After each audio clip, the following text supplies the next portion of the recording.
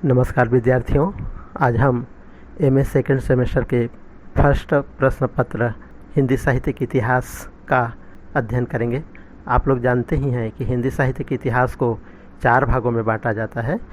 पहला आदिकाल, दूसरा भक्ति काल, तीसरा रीतिकाल और चौथा आधुनिक काल। जहाँ तक के साहित्य और साहित्यकारों के अध्यापन के दृष्टिकोण से देखा जाए तो आधुनिक काल अपने पूर्ववर्ती तीनों कालों से ज़्यादा बृहत है। आज हम अपने टॉपिक में आधुनिक काल के अंतर्गत जो द्विवेदी युग की साहित्य है उसकी सामान्य प्रवृत्तियों के बारे में बात करेंगे। अध्ययन की दृष्टि से आधुनिक काल को 2 भागों में बांटा जाता है, पद्य साहित्य और गद्य साहित्य। जहाँ तक के पद्य साहित्य की बात है तो पद्य साहित्य को अध्ययन की दृष्टि से हम निम्नांकित भागों में विभाजित कर सकते हैं। भारतेंदु युग, द्विवेदी युग, राष्ट्रीय सांस्कृतिक काव्यधारा, छायावाद, प्रगतिवाद, प्रयोगवाद, नई कविता, अकविता, गीति काव्य इत्यादि। अब बात करते हैं द्विवेदी युगीन साहित्य की सामान्य प्रवृत्ति की। आप लोग जानते ही हैं कि भारतेंदु के अवसान के बाद सन 1901 से लेकर के सन 1920 ईस्वी तक के काल को हिंदी साहित्य के इतिहास में द्विवेदी काल के नाम से जाना जाता है। द्विवेदी जी सरस्वती पत्रिका के माध्यम से गद्य और पद्य दोनों साहित्य की विधाओं को पुरजोर कोशिश किया कि वे अपने आप में संपन्न हों। इस युग की साहित्य की सामान्य विशेषताओं को हम निम्नांकित बिंदुओं में अध्ययन कर सकते हैं। पहला देशभक्ति की भावना, दूसरा मानवतावादी दृष्टिकोण, तीसरा इतिवृत्तात्मकता, चौथा सामाजिकता एवं सामयिक युगानुकूलता, पांचवा नारी स्वतंत्रता का स्वर, छठवां प्रकृति चित्रण, सातवां काव्य रूपों की विविधता, आठवां खड़ी बोली की प्रतिष्ठा, नौवां अनुवाद कार्य, 10वां भाषा शैली और अंतिम निष्कर्ष। हम बात करते हैं पहले बिंदु की जिसमें देशभक्ति की भावना कही गई है। भारतेंदु युग के बाद द्विवेदी कालीन साहित्य की जो प्रमुख प्रवृत्तियां विकसित हुई है वह है देशभक्ति की भावना। इस काल की राष्ट्रीय चेतना में जाति, धर्म, वर्ग, संप्रदाय आदि की भावना से ऊपर उठ समस्त भारत को एक मान उसका प्रशस्ति गायन किया गया है। उदाहरण स्वरूप हम मैथिली शरण गुप्त की निम्नांकित पंक्तियों को ले सकते हैं। हम क्या थे, क्या हैं और क्या होंगे अभी, आओ विचारें मिलकर समस्याएं सभी। दूसरे बिंदु है मानवतावादी दृष्टिकोण। द्विवेदी युगीन साहित्य का दृष्टिकोण वसुधैव कुटुंबकम की मानवतावादी मनोवृत्ति पर प्रतिष्ठित रहा है। ठाकुर गोपाल शरण सिंह की पंक्तियों से इस दृष्टिकोण को समझा जा सकता है। जग की सेवा करना ही बस है, जग की सेवा करना ही बस है, सब सारों का सार, विश्व प्रेम के बंधन ही में मुझको मिला मुक्ति का द्वार। इसी तरह से साकेत में मैथिली शरण गुप्त जी ने राम स्वर्ग का संदेश लेकर नहीं आते बल्कि इस भूतल को ही स्वर्ग बनाने की कामना लेकर अवतरित होते हैं। संदेश यहाँ मैं नहीं स्वर्ग का लाया, इस भूतल को ही स्वर्ग बनाने आया। अगला बिंदु है इतिवृत्तात्मकता। इस काल की कविता प्रधानतः इतिवृत्तात्मकता रही है।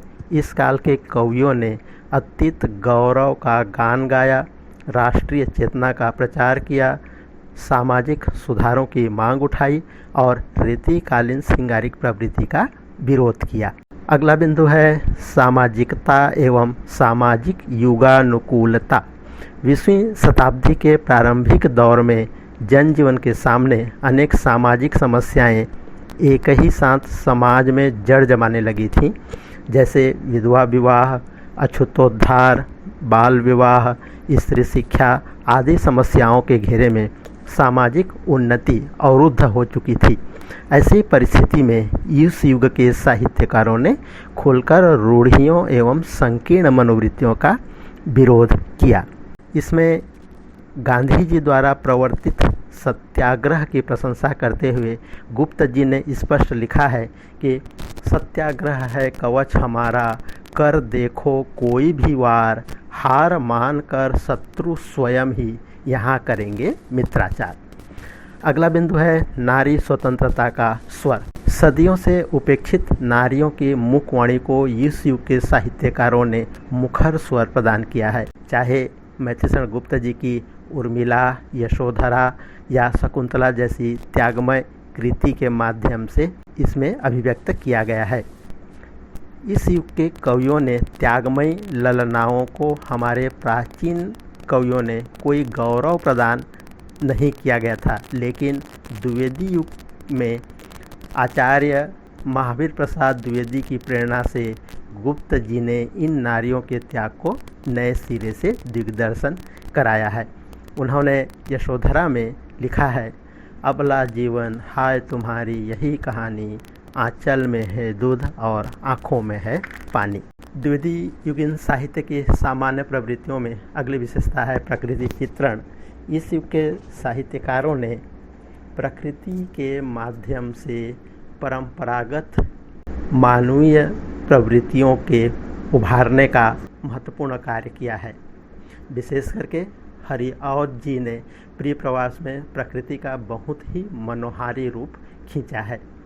चूँकि इस युग के साहित्यकार तत्युगीन अन्य समस्याओं के चित्रण में लगे हुए थे, इसलिए कहीं कहीं इनका प्रकृति चित्रण उपदेशात्मक एवं यांत्रिक भी हो गया है। अगला बिंदु है काव्य रूपों की विविधता। भारतीय हिंदू युग के बाद द्विवेदी युग के साहित्यकारों के साहित्य में काव्य रूपों की विविधता के दर्शन तो होते ही हैं, साथ ही साथ उसका इनमें विस्तार भी दिखाई देने लगा है। इस काल में नाटक, महाकाव्य, गीति काव्य, खंड काव्य, मुक्तक, एकांकी, उपन्यास, निबंध, आलोचना आदि विविध साहित्य रूपों की रचना हुई है।